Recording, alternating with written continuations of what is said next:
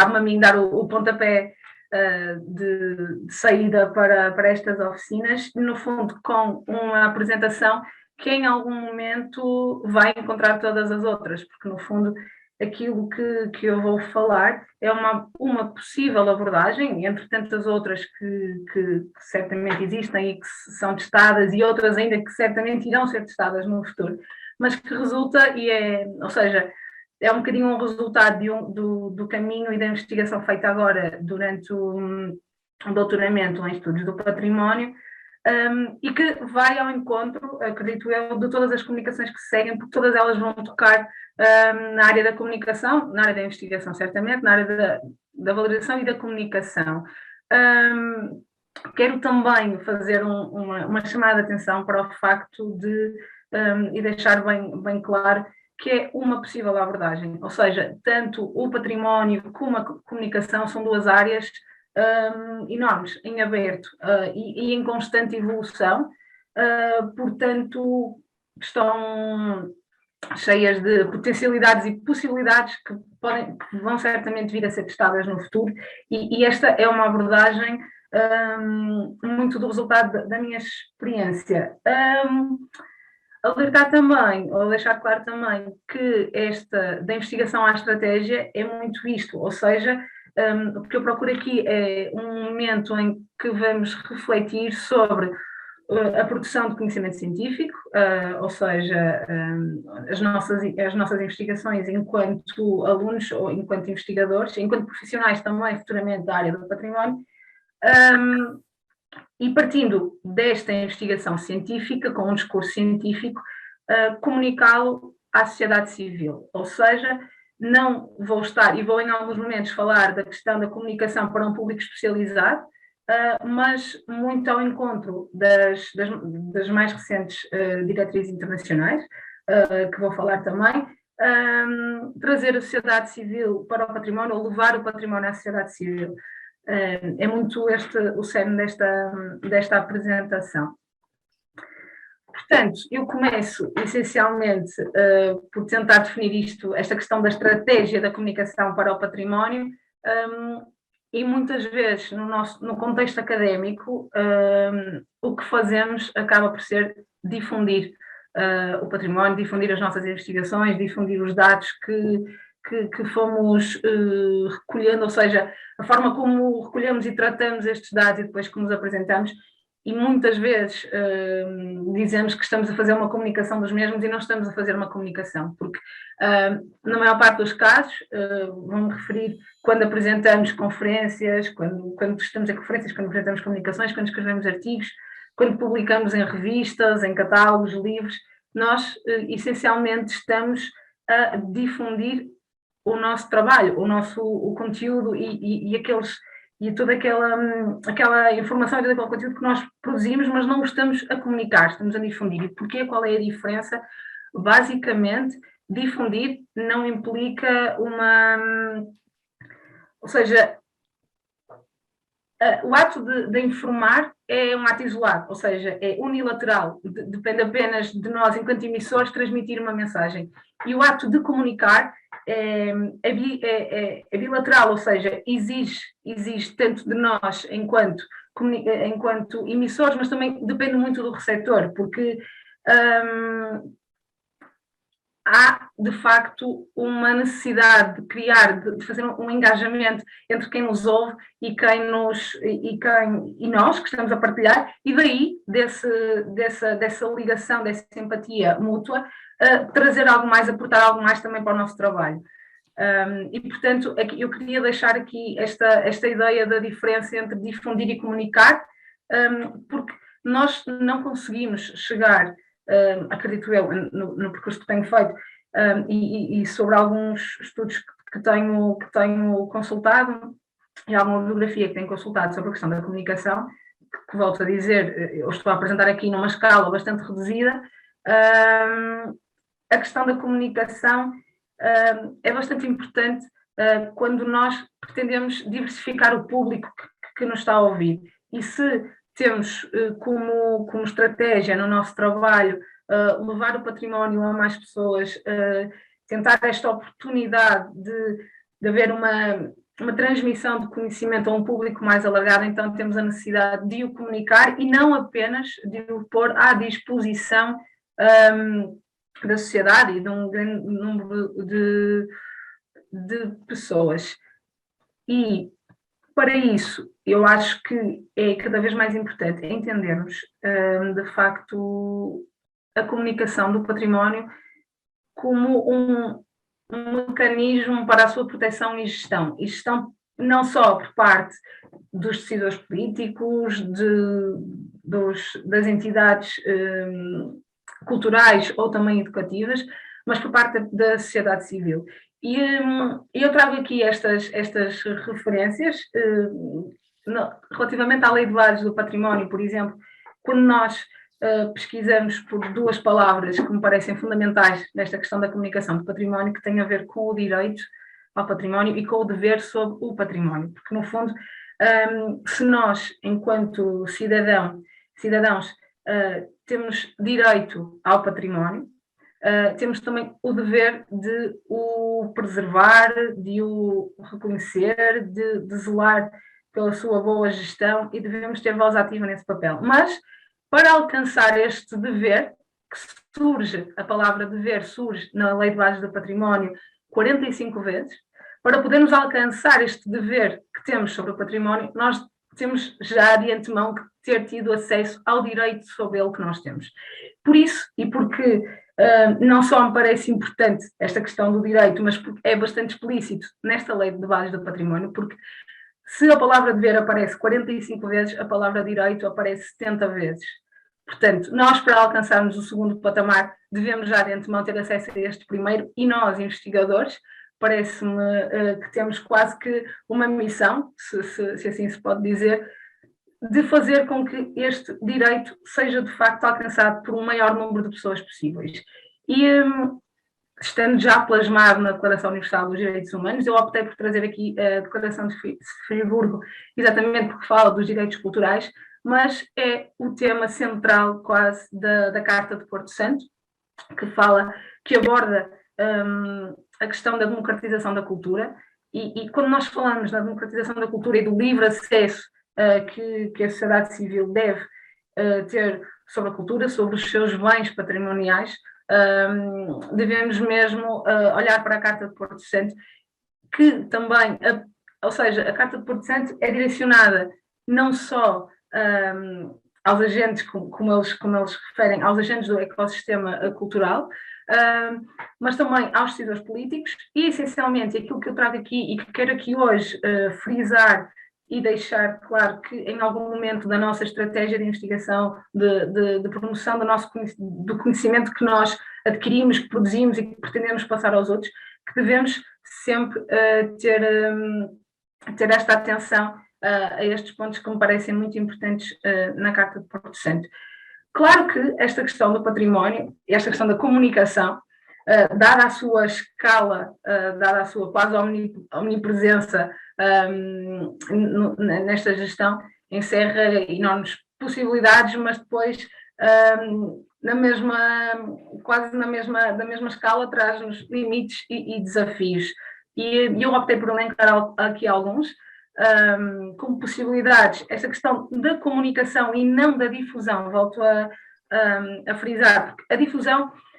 serve-nos muito quando nós queremos promover o nosso trabalho, apresentar o nosso trabalho, mas comunicar devolve-nos algo mais, portanto, permite-nos, não só a nós, podemos eventualmente continuar a desenvolver a nossa investigação, como deixar caminho em aberto para que mais tarde ou posteriormente outros possam desenvolver esta investigação. Há também, obviamente, que na correta comunicação e numa comunicação efetiva e rigorosa, há também a promoção do conhecimento científico e acabar com a ideia de que é uma questão de elites e que pode chegar, de facto, à sociedade civil. Claro que isto é tudo um discurso muito utópico, porque nós, investigadores, temos, e não só, temos imensas questões em torno da nossa investigação, e eu estou aqui a dizer que devemos pensar seriamente na comunicação, mas é estratégica, no fundo, também. Este levar de informação tão importante à sociedade civil promove o quê? pretendemos que promova, exatamente segundo a Carta de Porto Santo, e entre outras, a coesão social. Além disso, esta promoção, além do profissional, promove também a entidade na qual nós representamos, o local ou o território onde ela se desenvolve e sobre o qual recai o nosso estudo, e ainda, a nível de possibilidades, a variedade de suporte cada vez mais extensa que possuímos. Refiro-me não só online, porque a questão do offline é muito importante também quando estamos a falar deste tipo de comunicação. Os limites, claro que temos os limites daquilo que é o nosso conhecimento, do conhecimento relacionado também com o público, porque o nosso alcance ao receptor depende muito também pela capacidade de compreensão do sujeito, ou seja, depende do nível de formação, de vários outros fatores do seu contexto pessoal, entre eles, obviamente, o interesse, porque nós vivemos efetivamente uma sociedade de informação e de massificação da informação, portanto, como encaixar aqui património, como aliciar as pessoas a prestarem uma maior atenção ao património. E aqui está o nosso desafio, exatamente, que é este aliciar para o património, os recursos, e falo de recursos não só técnicos, mas também de recursos humanos, porque esta questão também tem de ser pensada do ponto de vista de trabalho em rede. Claro que eu estou aqui a falar quase de uma fase inicial do nosso trabalho de investigação, mas depois depende muito do trabalho em rede, da oportunidade para o fazer e muito da adequação do discurso, porque muitas vezes é difícil sair do discurso institucional e do discurso, ou seja, desconstruí-lo para que seja acessível a um maior número de pessoas. E existem dois momentos que me parecem muito importantes e que estão elencados em bibliografia que parecem muito importantes para esta questão, que é a questão da infância, de educar para consciencializar, e isto vai exatamente ter a questão anterior da reinvenção constante para chegar a este público. Eu vou ser breve e vou tentar dar um exemplo. Quando nós estamos, por exemplo, numa idade de pré-escolar, quando estamos a ensinar os números, por que não ensinar os números através do número de vãos, do número de janelas? Por que não ensinar formas através da forma das diferentes igrejas que temos no nosso contexto local? Por que não? Ou seja, nós temos perfeita noção que os programas são extensos, temos perfeita noção que as metas curriculares são muito exigentes, então devemos cada vez mais encarar o património como complementar a todas as aprendizagens essenciais e não querer incutir à força o património na educação formal e mesmo na educação informal, e falo dela agora ao longo da vida, porque é essencial também que não se olhe para a comunicação e para a educação especificamente para a infância, porque eu li uma frase que gostei muito, que é: nós somos parte de uma tarefa infinita, ou seja, nós recebemos uma herança e pretendemos comunicá-la, portanto há aqui um trabalho efetivo ao longo da vida e que devemos ter como missão. Eu passo a reforçar esta questão. Pode não ser nossa intenção, enquanto investigadores, ou na nossa comunicação, chegar a estes públicos. Esta apresentação vai muito ao encontro daquilo que eu acredito ser mais vantajoso para um melhor desenvolvimento enquanto sociedade. E eu vou tentar acelerar um bocadinho, porque senão não vou ter tempo para tudo. Nós produzimos conhecimento científico, ou seja, conhecemos, interpretamos e comunicamos. E qual é a melhor forma, então, de comunicar para a sociedade civil? Nós temos um cérebro que funciona, que prende a sua atenção muito através de histórias. Ou seja, criarmos uma narrativa, criarmos um enredo, ajuda a que haja um engajamento maior do maior número de pessoas, e esta é talvez a melhor forma de o fazer. E aqui, chegados, eu gostava só de fazer agora uma muito brevíssima abordagem à questão do storytelling para a cultura, que a Europeana traz agora numa fase muito posterior à pandemia e ao excesso do digital, e basicamente é esta ideia de não pormos em contactos dados com pessoas, mas sim transformar os dados em histórias, em experiências, em entretenimento, com rigor, com um discurso não tão pesado do ponto de vista de termos tão científicos, específicos, académicos, mas sim esse rigor transformado e reinventá-lo para levá-lo a um maior número de pessoas. E aqui, se pesquisarem por Seven Digital Storytelling Types, vai ser o primeiro link que aparece e é uma sugestão para alcançar esta possível narrativa de comunicar património, que está atualíssima e muito recente. Portanto, esta questão do ser pessoal não tem a ver com a nossa pessoa em si, tem a ver com, por exemplo, um dos exemplos que é citado, a recolha de objetos específicos de memórias das pessoas, e daí desenvolver a história daquele objeto e relacioná-lo com algo que faça parte da identificação comum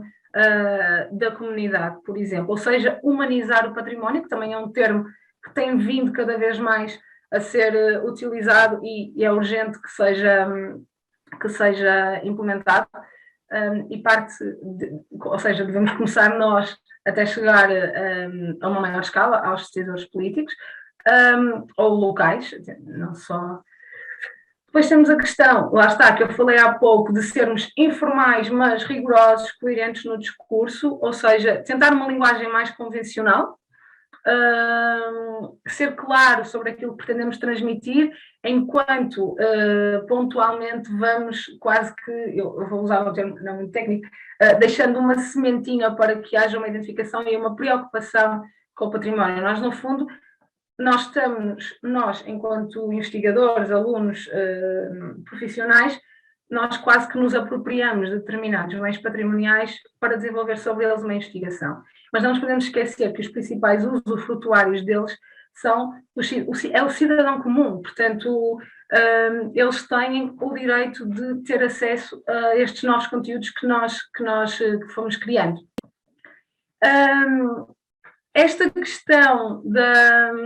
Hidden Stories tem muito a ver com o facto de atrair as pessoas para nós, ou seja, de criar ali uma empatia com as pessoas, atrair a pessoa a que nos ouça, porque em muitos casos, à partida, temos logo uma barreira, porque há tantas preocupações que se nós fizermos as pessoas parar para falarmos de património, vai ser difícil dar este primeiro passo. Relativamente ao quarto ponto, tem a ver com utilizarmos muito também a questão da imagem, ou seja, não ser algo que fica quase no limbo entre meramente estarmos a tentar transmitir uma mensagem, mas as pessoas, se tiverem um contacto visual, se tiverem algo com que prendam a sua atenção, será mais fácil. Aqui tem a ver com a questão da narrativa, de criarmos uma narrativa, ou seja, há momentos que prendem, ou seja, há um início, há quase um auge daquilo que nós pretendemos comunicar e devemos chegar até aí e comunicá-lo de uma forma efusiva e bastante apelativa a quem nos ouve. E quando eu digo comunicar, às vezes não somos nós próprios, às vezes devemos nos aliar a outras entidades que têm algum peso dentro da comunidade, no território, no local onde nós queremos atuar, aliar-nos deles e depois transmitir com este entusiasmo a nossa mensagem. Depois, claro, ser específico, porque o tempo que nós vamos ter de atenção para comunicar património, bens patrimoniais, tradição, cultura, toda uma panóplia de possibilidades, vai ser curto e, portanto, convém sermos específicos naquilo que vamos comunicar, sermos apelativos logo à partida para criarmos um engajamento maior da parte do público. Esta questão de ser evocativo passa muito pela ideia de empatia, ou seja, de tentarmos que o outro se quase que imagine naquele evento ou naquele lugar, que se ponha na pele do outro para que melhor se consiga identificar, tanto com a história, com identificar até interpretar, apreender o máximo possível daquilo que nós estamos a tentar a transmitir, isto sem que haja, e há pouco até me passou, sem que haja de facto uma efusividade excessiva que vá desvirtuar todo o rigor que está por detrás de todo este trabalho que nós estamos a comunicar, ou seja, aquilo que nós acabamos de comunicar é quase, por isso é que eu estava a dizer que tem que ser um trabalho em rede, porque é muito mais, ou seja, o trabalho que está por trás desta comunicação, deste storytelling, é muito maior do que aquilo que vai parecer. E despedia-me agradecendo a vossa atenção e perguntando também, nas vossas investigações, quantos storytellings não cabem, para que possam também desenvolver este tema. Muito obrigada a todos.